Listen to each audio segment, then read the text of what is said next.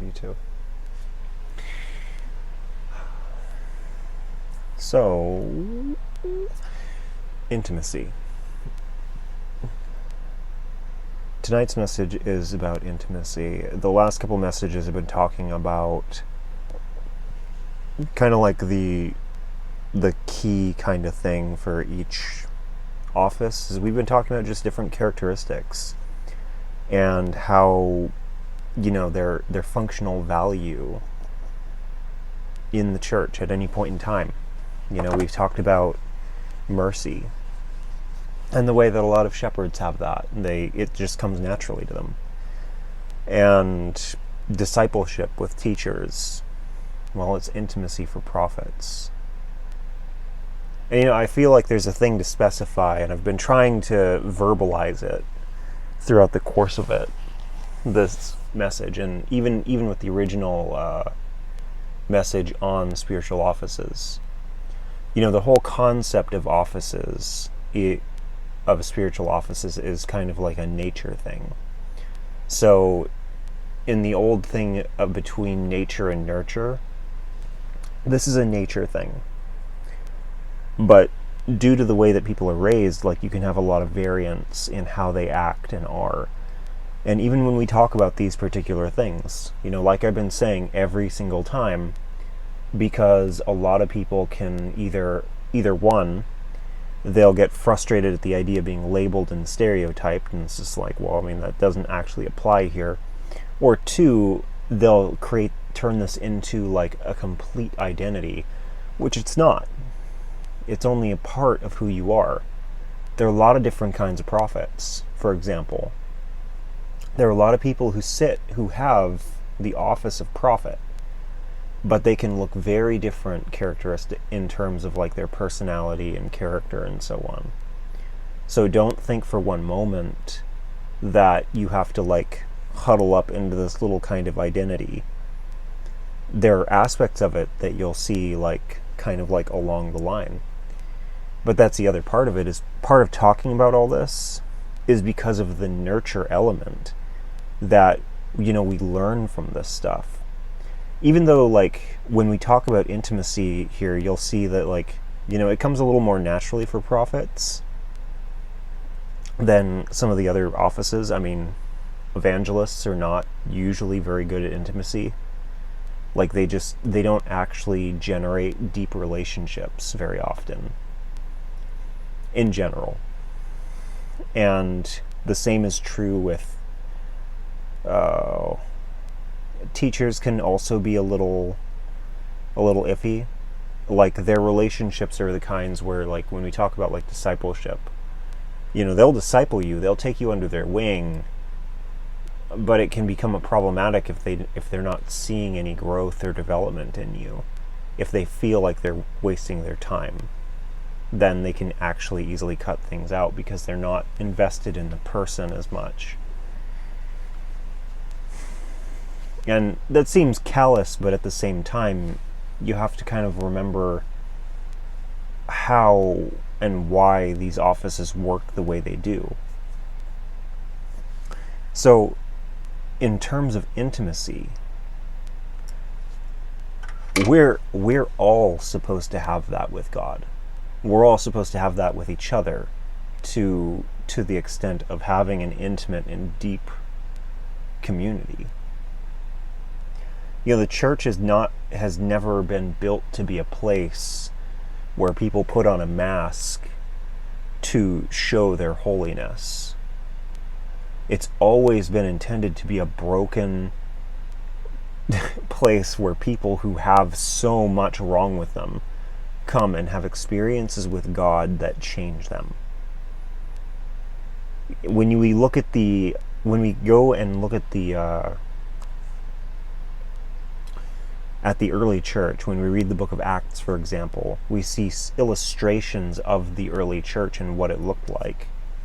And, you know, people can debate as to whether or not, you know, that's a good example of what the church is supposed to be. I mean, it was fledgling after all. But that's kind of like an important thing, is that there was a lot of, they hadn't fallen into patterns of stricture yet.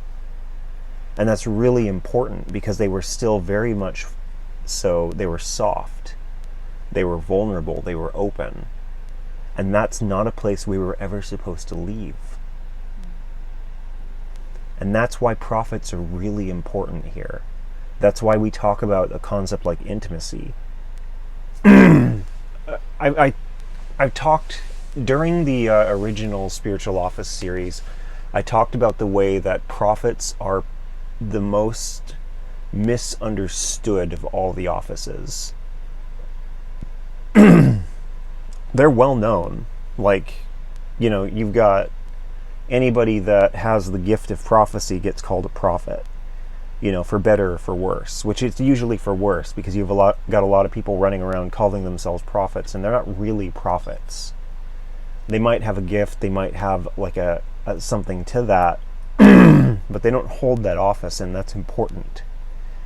And the reason why that's important is because prophets have a very unique kind of role that they fulfill. Talking about like the house analogy, and how they're the people going back and forth from the foreman to the builders. In a better explanation of that is that they are very much so messengers. And you see that throughout the scriptures. Prophets were always showing up, giving words and revelations. But when I say misunderstood, I mean that in so many ways. Because see, prophets as messengers, it's not just, what a lot of us take away from the scriptures. It's not just, Nathan showing up to David and correcting him over his crimes with Bathsheba. It's not just Elijah.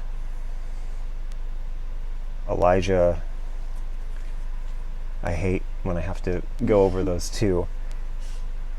One of those prophets, Elisha. It's not, who came first? Was it Elijah or Elisha? Elijah. Okay, Elijah came first. So I think it's Elisha. Wait. Right? This is gonna go on record. I'm going to tell you I know all about things. And you are going to pretend like you never saw it. Anyway, so yeah. This is church after all.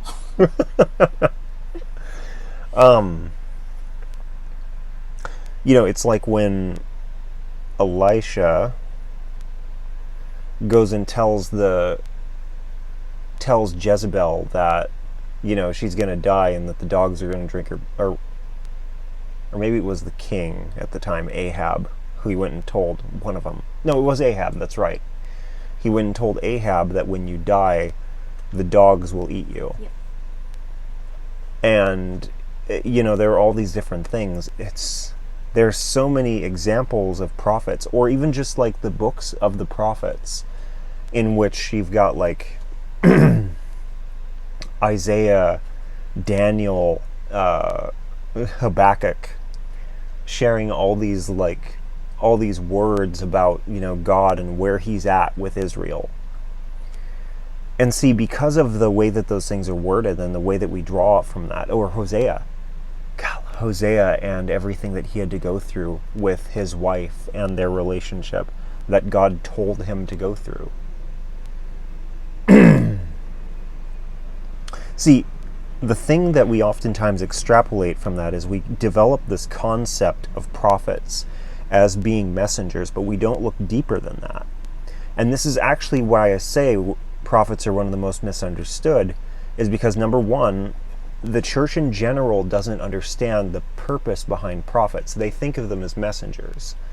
A lot of Bible studies and even college descriptors will claim that prophets are messengers. But in reality, what prophets were always intended to do was to draw people into a greater intimacy with God. Even in those books, even in those examples that I just gave, and I could go and give more. In all of those instances, they were to draw people back to God. Nathan going and talking to David was to draw him out of his head, to make him aware of his sin and his crime, in order to draw, so that he could come back to being close to God. With Elisha, when he gave that word to Ahab, it was intended not to as a threat, not as a any of those other things. It was intended to like call out to Ahab the reality of his circumstance. And Ahab actually turned from his sin in so many ways. Like he like throw on sackcloth and grieved over his sinful ways and asked God. He repented all over the place. Even in the book that it's written down, which is Kings, if I remember right. God actually says to Elisha something to the effect of, look at how much he's changed. Like, look at how he's repented. I'm not actually going to do some of the things that I said there. I never thought that. Yeah. Yeah, I mean, and even the books of the prophets. We can get lost in like the verbiage behind some of it. I mean, some of the things that God is saying through these prophets can sound very harsh. But we misinterpret that a lot of times because we see that kind of, that very passionate, very upset, very emotional language.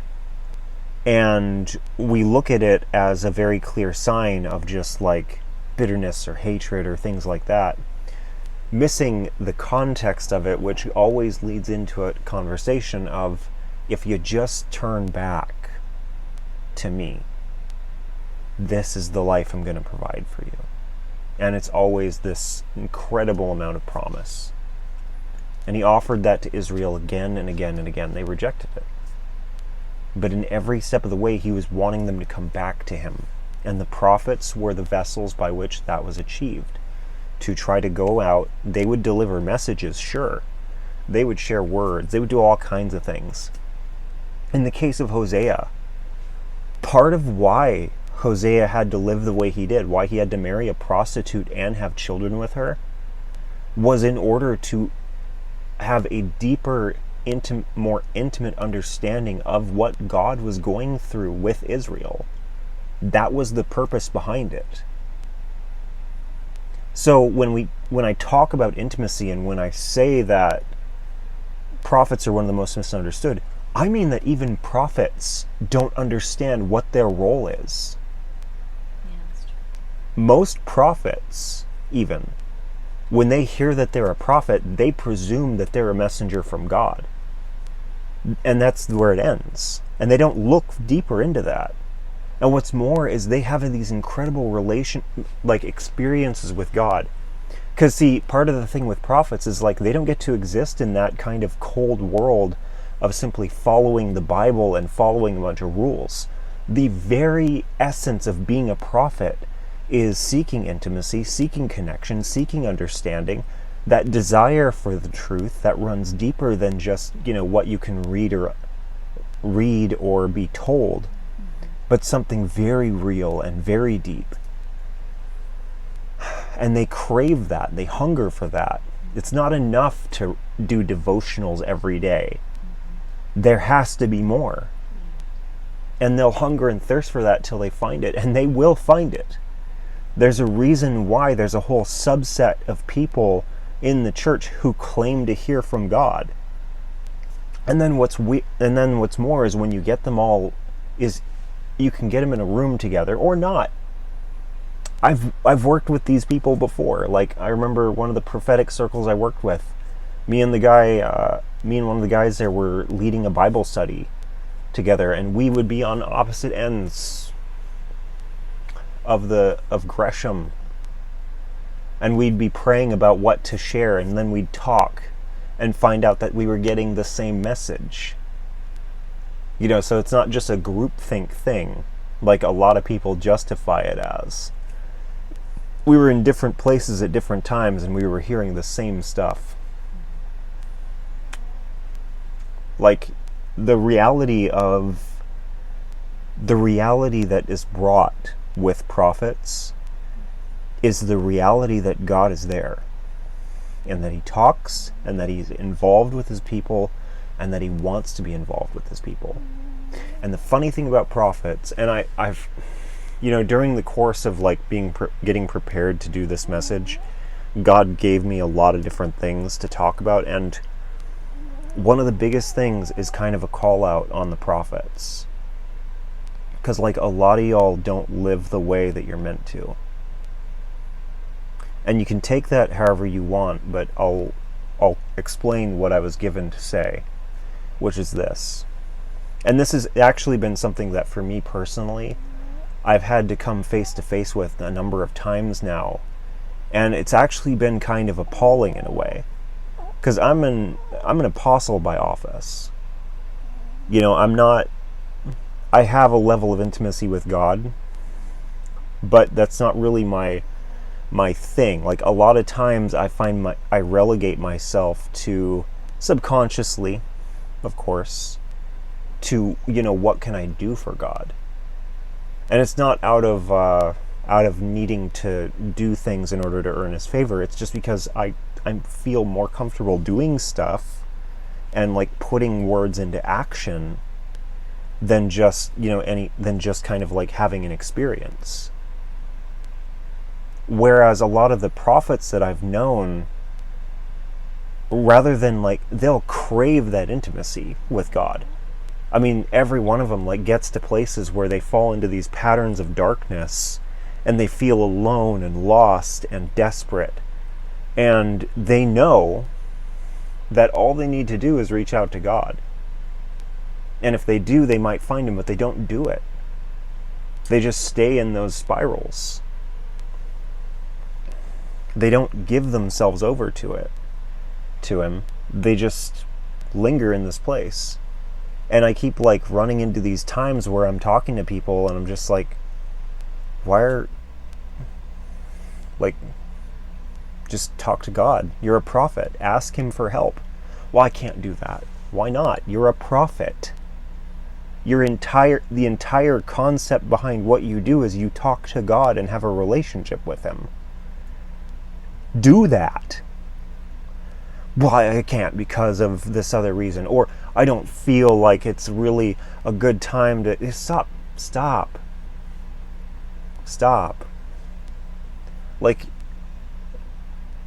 the thing that I was given to say about this was like, you're not being where you're meant to be. If everything in you cries out for intimacy, and even look at the way that you interact with other people, y'all, you all want to take them in to have these you live off these experiences that you've had with God, where you've had him meet you and bless you in these incredible ways, where he's spoken words to you and then you've watched them happen, or you've given words to people and watched them just be blown away, or he's shown you deep, intimate things about his kingdom or his person, and you've got to experience those and live with those. And they were life-changing. They just rocked your whole perception. But none of you stay there. It's like you dip your toes in and you see that the water feels really good, but you don't step in. You don't swim, you don't lay there, you don't rest there. And there's a thing to that comes from this kind of like innate problem that we have as American Christians. Like, one, we've got these really like deep puritanical roots that, make us feel ashamed all the time. I mean, you're going to stand before God and suddenly you have to be aware of everything that's wrong with you. And when a lot of prophets have, the truth is that a lot of prophets go through a lot of persecution. It's unfortunately this really gross part about life as a prophet. It's not fair, but it happens all the time. And there's a whole other thing that I'm going to talk about with that, but just to kind of like finish this thought and express this point, The other side of it, though, is that it's more than just the shame stuff. There's also the side of it that boils down to just our interpretation of God as a person. Like, we have this kind of, being Americans in Western civilization, we have this prevailing mentality that's been very much so crafted and molded by Greek and Roman thought, which is this idea that the gods are cruel. They're these distant beings who show up when they want to do what they want. They're the puppet. They're the puppeteers, and we're just the marionettes, and they like to pull our strings just to watch us dance. We're the pawns on their chessboard.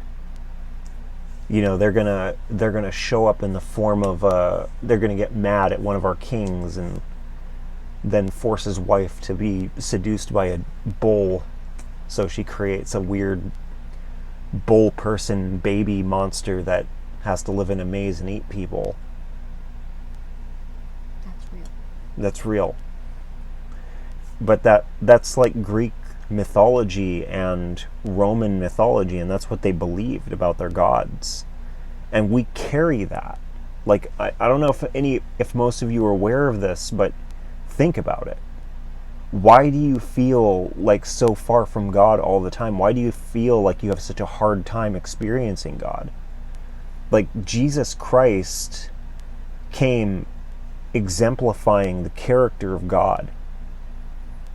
I mean, if you actually go read about him and then overlay that with the God talking through the prophets in the books of the prophets, you find that a lot of what he says is just the same, but he adds a context to it, so you can understand that it's not just a brutal, abusive assault, angry about these children who don't want to listen. Instead, it's passionate, emotional language backed by a love for them and a desire and understanding for what they need versus what they're choosing. And the deep-seated feeling of betrayal.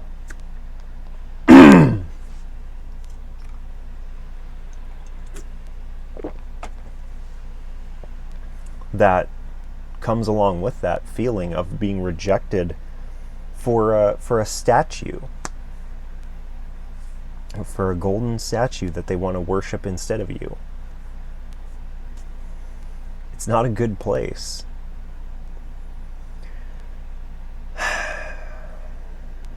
And in a lot of ways, we don't look at God as a person. We look at him as one of those, like, cruel story monsters, out of lore and myth. He gets held to that same standard. So we feel uncomfortable with him. We feel worried about, reaching out to him. But that's the point. The point of developing intimacy is to get past that. See, it's like it's like a reputation type of thing. If you go into work and you get a new job and you hear that your boss has a certain reputation, right? Then he's got a reputation for being a hard man. He's not gonna give you time off. He's not gonna give you vacation time. He's not gonna give you sick days. You better show up, sick or not. You better show up to work. Well, how do you, and then what's more is, even though that reputation might be there, that might not be true. That might just be something said by bitter coworkers who've had bad experiences. Looking at it from the perspective of working in the service industry and like working specifically in a restaurant, I had a lot of coworkers who were just the laziest jackasses that you could possibly meet. I remember one guy in particular getting under my skin deeply because he had his whole section. We had 3 servers that night, me, this one girl, and this guy. And the girl, she burned herself while she was trying to like take care of an order. She was filling up a tea pot, and it exploded and covered her in boiling hot water. Ooh. So she's got like her skin's literally bubbling. And I tell her that she needs to go home because I was the lead. And I tell this guy, hey, we're gonna have to split her section because she's got to go home to take care of this business right here because her hand's all messed up. She can't keep working. Yeah, she tried to tough it out, but I finally made her go home. Well, I find myself like working this section and a half of my own. It's like 12 tables at one time. Well, then I come to find out that the people in this guy's section, in addition to the half that he's supposed to be taking, haven't gotten any food or anything like that. I'm just like, what the hell? So I walk over and find him sitting in the other restaurant area that's closed down for the moment, watching a basketball game on his phone. And I'm just like, the hell are you doing? You have a job to do where we have to cover for this person. I'm on my phone. Really? You're not going to have a job if you don't get your ass moving. I will make sure of it. That's the thing, is like, and then what's more is I got in trouble for that. Because, well, at least he tried to get me in trouble for it. The manager came and had a talk with me about my handling of the situation. My point is that this guy could not take any responsibility or accountability for his own actions. So a lot of the time you'll have people who do that. And maybe that's what happens. Maybe that's why this boss of yours has this reputation. Maybe you're talking to the people who don't take responsibility for themselves. They're the ones who call in sick and then, share pictures on Facebook the same day of themselves at the beach. Had that happen too. The point is that this is where you find yourself. Well, how do you get past that? And then when you meet the boss, you're going to be, notedly intimidated. Well, how do you get past that? Well, what happens if you get to know that boss? What happens if it turns out that you find that actually he's like a legitimately nice guy? What happens if you find out that he's actually like really interested in taking care of his employees? Because he understands that the best kind of work environment is one where the employees feel safe and taken care of. What if all those become facets of him? Well, you're still going to have that initial piece of information about him, that reputation that's going to be like following him around, and it could just be completely misinformed. But that's the point. The point is that when we develop when we find ourselves in a state of more intimate relationship, when our relationships deepen, we start to see and understand who people really are. And one of the mistakes that we make as individuals in the church is that we actually do not look at God in that same way. We think that by some like weird token of imagination, we don't need to get to know him, which is completely wrong. And in essence, prophets are kind of like the torchbearers for bringing us into relationship, bringing us into places where we're going to find that deeper intimacy, because they experience it. I mean, even when you like think about what you've like taken people to do, and I'm talking to like the prophets in the group, the known ones, like when we did the Office series and they got it, and that's what we prayed for everybody, and those are the ones who got prophet. That's Heather, Dusty, Stephanie, and Erica. And Chelsea. Chelsea bailed. Oh. She got mad over the shepherd message and didn't come back for a couple months.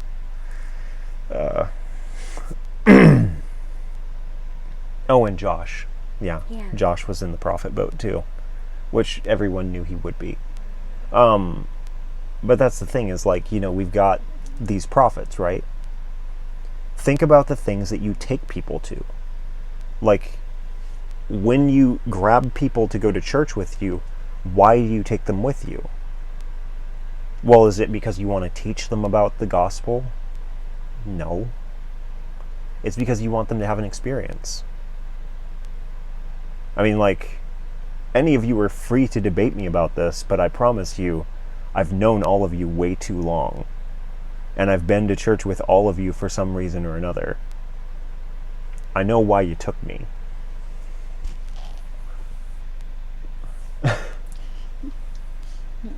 Oh. But that's the thing, is like, you guys have this like innate desire for people to experience God. That's part of what you're built to do. That's a great thing, and that's important for us, because not everybody has that. Not everybody is able to like sit in that headspace, and not everybody has that kind of, I guess, kind of like the open door there. And that's where prophets become incredibly important, is that they can be, in so many ways, be the gatekeepers between the rest of the church and God.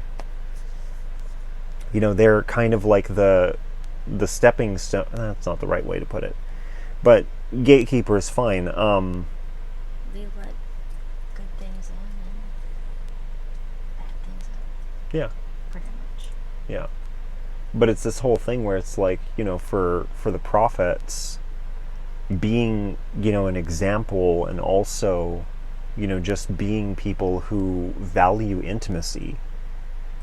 There's a place where in many ways they can help everyone else step into that and then stay in that and help them be comfortable in that, because they can deepen the relationship of the church with God.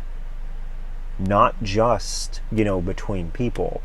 You know, it's not like shepherds where they're like taking care of people, or, you know, where they're taking care of the needs of the individuals in this very physical sense. No, it's a spiritual thing where they take everything that's right here in the whole community and they deepen it. And they take us to places where it stops being, you know, this is just like a little social club, to being, this is a revival. This is a place where God is meeting people, and these people are meeting God, and they're saying, oh, he's real. And then we get past that moment of shock to the, oh, he loves me. Oh, I matter. Oh, I don't have to like work my ass off and like spend all this time trying to earn his love, because I already have it. Oh, I can be like completely vulnerable. Yeah. Like, think about Jonah. I keep bringing this up, but hear me on this. The most important thing about the story of Jonah is not a cautionary tale of what it looks like to be a bad follower of Jesus, or a follower of God in his case. No, the story of Jonah, the most important facet to the story of Jonah is his relationship with God. Okay? When Jonah was on the boat, he ran because he didn't want to go to Nineveh. He hopped on that boat and God sent a storm. And while all the guys on the boat panicked, Jonah looked at him and said, just toss me in. I'll be fine. Don't worry about it. And they are all just like, you're crazy. And he's like, God's mad. Just toss me over. So he gets tossed over and swallowed by a very large animal. Which he probably knew something like that was going to happen. Yeah, and at no point did he ever worry that God was going to smite him. Yeah. Jonah willfully, blatantly refused to follow God's word. And then when it came down, when people were threatened, he let them toss him in the water into a stormy ocean to be swallowed by a fish or a whale or something, knowing that he was going to be fine. Like, It's one of the most bewildering but pertinent illustrations of a relationship with God that isn't afraid of God. Yeah, that's good. Like, and that's the thing, is going back to that whole thing that I was talking about with the whole like Western, Greek Roman inspired thought process mixed with the whole like puritanical shame culture that we have. We're afraid of God. Everybody's afraid of God, and don't ever come to me with your quotes of, but the Bible says fear the Lord. I will slap you. I will actually like take my hand and run it across your face with excessive force, because you don't understand what the point of those scriptures was. Fear means respect in those cases. Which is why you're slapping us. Which is what, yeah, I'm going to slap the respect into each and every one of you. I've been doing church way too long. It works. It's been 10 years. We've moved past the talking stages. We're down to the fighting stages. In other words, there's no dilly-dallying here. No dalliances whatsoever. But that's the thing, Don't is beat around the bush. that's the thing, is that the church is afraid of God. And as a result of our fear of God, we don't know him. The prophets do not understand who they are and what they're there for because they're afraid of God. You have these incredible experiences.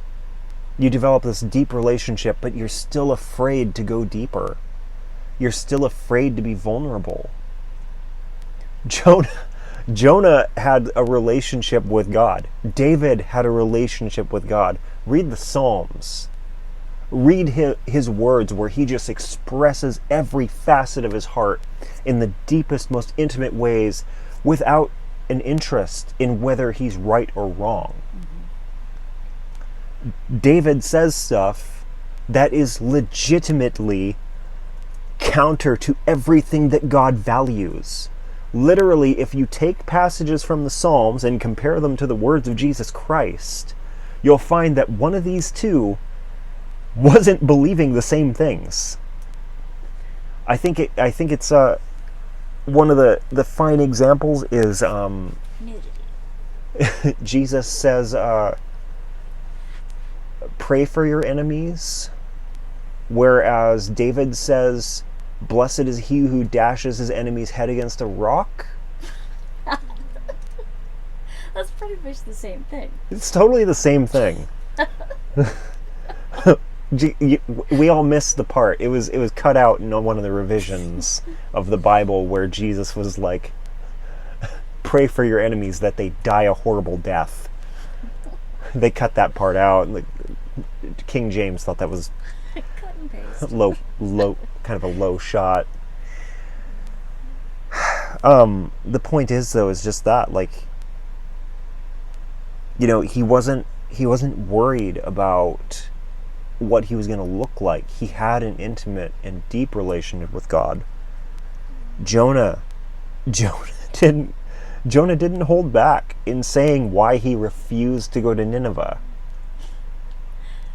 He refused to go to Nineveh because he knew that God would have mercy on the people there. True that. It's legitimately terrible. Okay? Legitimately terrible. But he has no problem saying it because he knows, like, he's got a relationship with God. He's not scared of God. He knows him. Wow, that's good. And that's the thing that we need. The church needs to know God. And that's why intimacy is so incredibly important for us. Not only is it, and like I keep throwing this word intimacy like out there, to be more expressive, the understanding and the acceptance that we can be deeply, completely open and vulnerable with our Father. To be known and understood, to know that we are known and understood and still loved.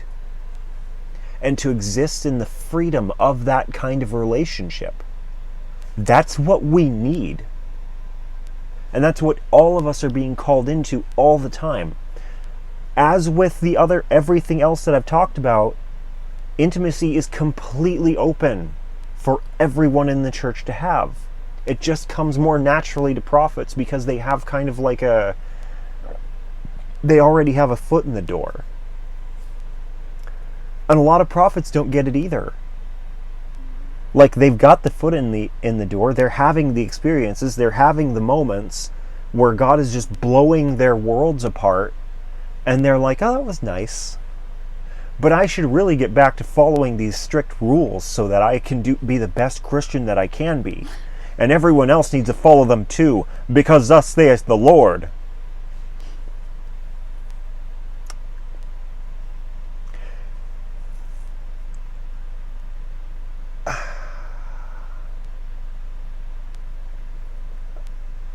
Prophets, in general, like, there's just this thing with them.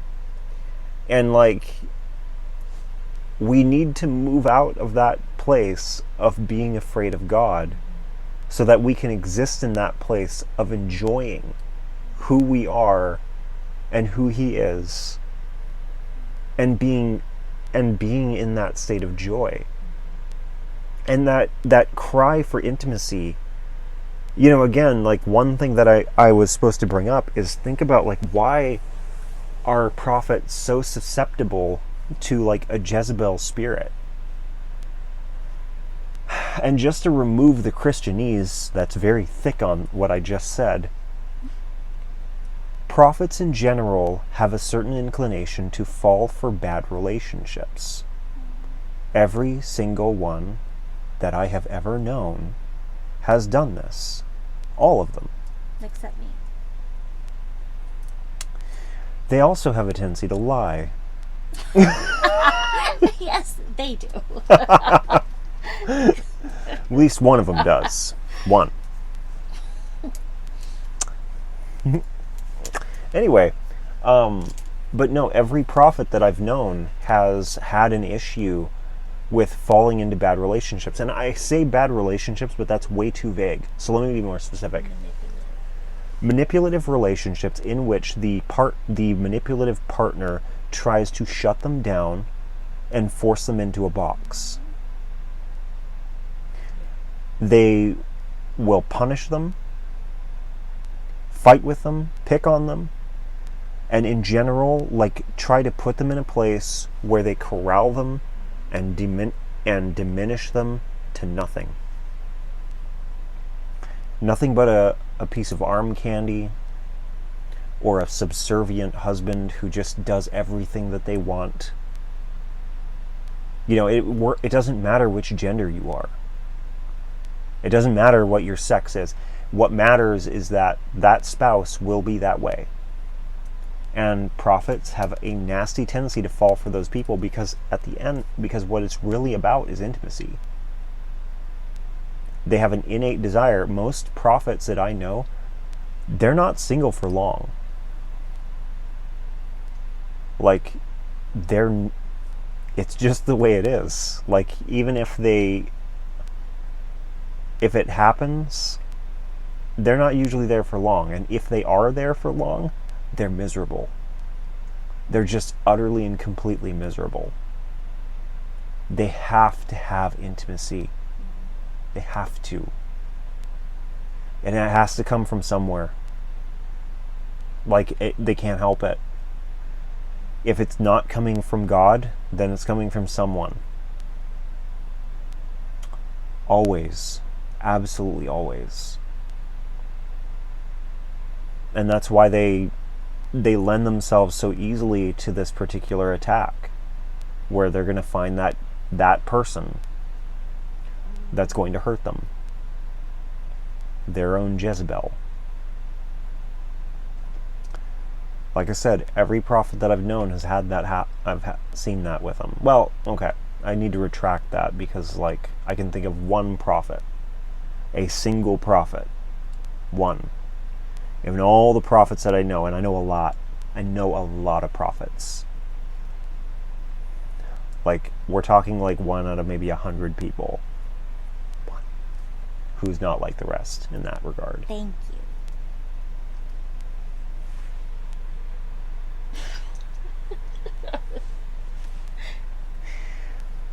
And that's the thing, is like,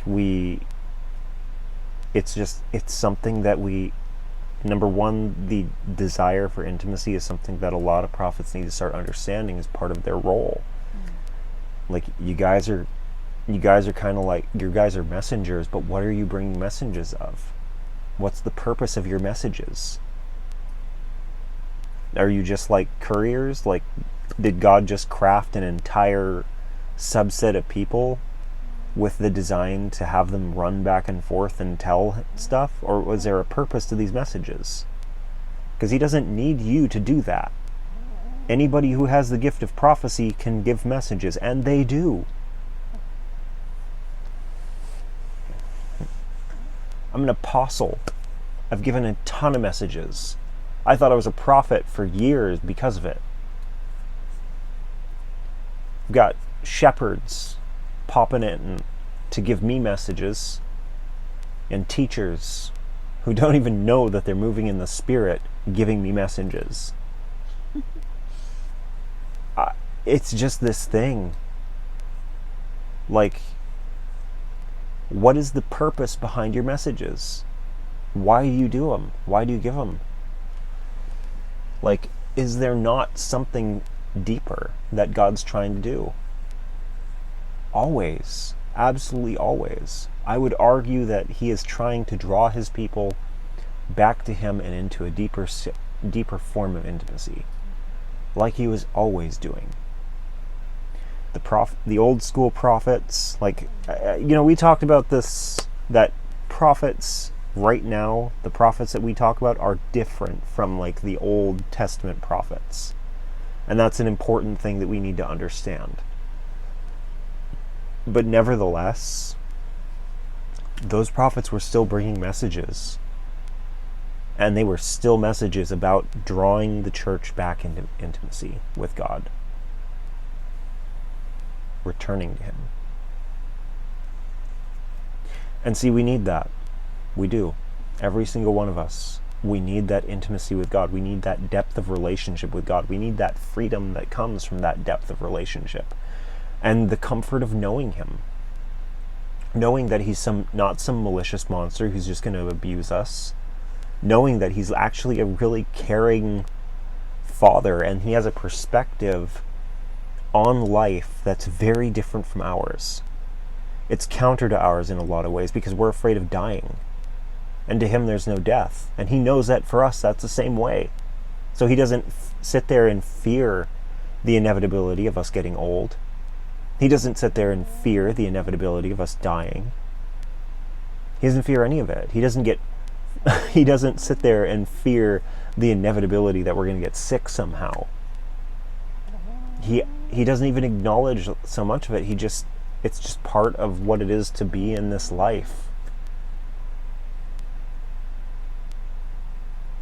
And what's more is he's not that brutal. Look at the relationships that he had with so many people. Moses talked him out of wiping out Israel. He's not afraid to listen to his children. He cares enough to listen to his kids. He changed his mind on Hezekiah's death, gave him more time. For better or for worse, he did that. I mean, hell, the first time he got his hands dirty on our behalf was when he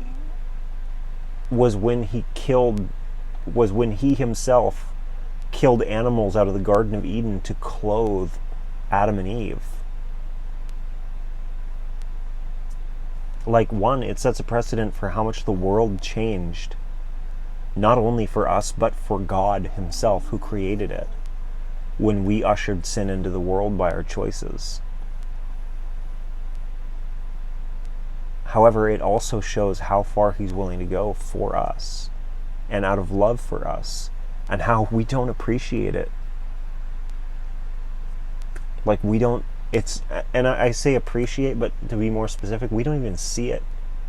It's a blind spot.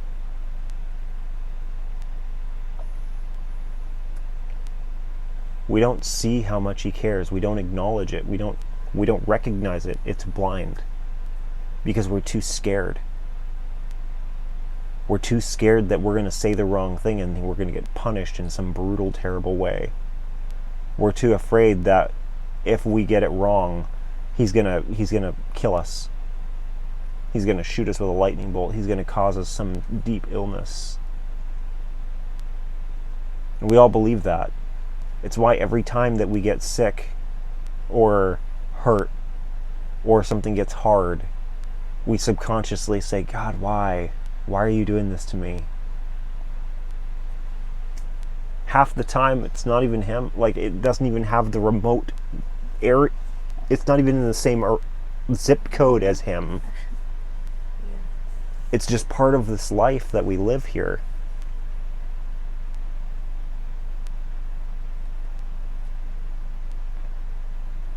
And like sometimes we just don't even see it. Like we just really don't. I think there's a passage in Jeremiah where he's talking to the Israelites about child sacrifice. And his response to them is just, it never even entered into my mind to ask you to do that. It was so foreign to him. And that was what he tried to express to them, where it was just like, I would never ever do that. I would never ask you to do that. It what didn't even come into my head. Why? But this is the thing, when we don't have intimacy with God, when we're left with nothing but, a bunch of people in a building with a book that we're all reading out of, and we're afraid of the guy the book's about, we create some of the weirdest, most twisted things. There are a lot of churches that don't have prophets in them because they chase them off or kill them. And I mean that emotionally, not necessarily like physically. And yeah, that's true. That is true. Snuff that light out. That's exactly the case. Goes with the manipulative relationships thing. Yeah. But there are a lot of churches, and they're dark. Anybody who has has a relationship with the Holy Spirit walks into those places and they feel dead and cold. There's no life in them because there's no God in them. It's just a lot of people reading stories, following rules. Church was never meant to be just that. I promise you. And you don't have to take my word for it. You can read it for yourself in that book that you find so incredibly important. You think I'm wrong, or you want to debate me about it because your pastor told you otherwise. It hadn't even entered my mind. Your pastor was wrong, man. Like, for real. Okay. Sorry. Yeah. I misunderstood something. It's fine. Yeah.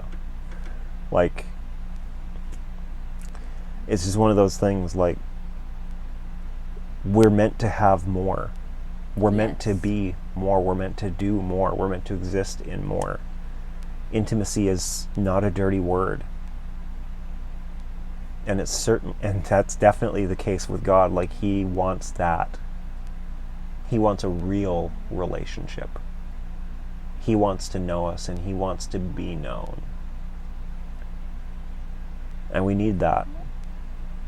So for our prophets need to start living like prophets. Really. Be weird. Be the light that leads us to the weirdness that is God. Don't be afraid to do it. And don't be afraid to mess up once in a while. It can hurt, and it could potentially hurt somebody. It's true. Like, there's no dismissing or denying that. We all carry that fear that we're going to give a bad word and somebody's going to suffer for it.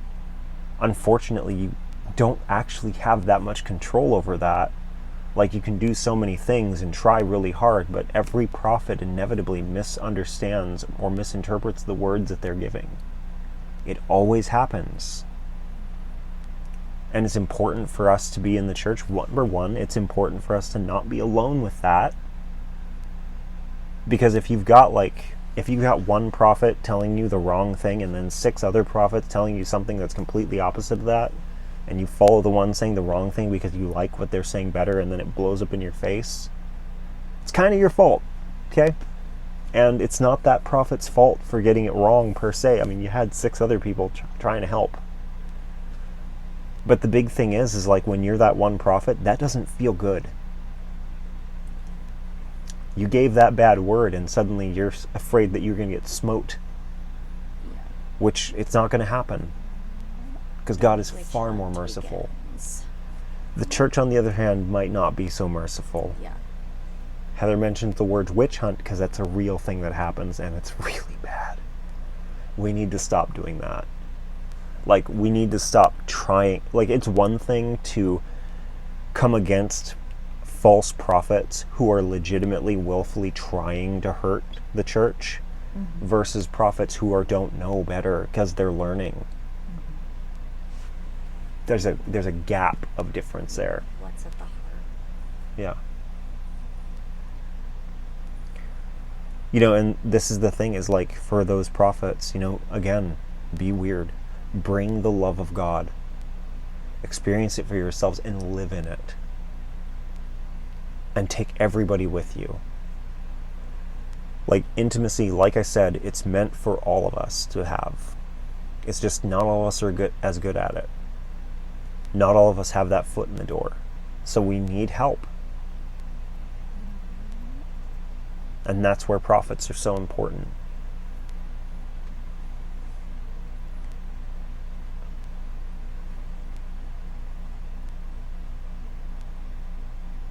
That's what I got.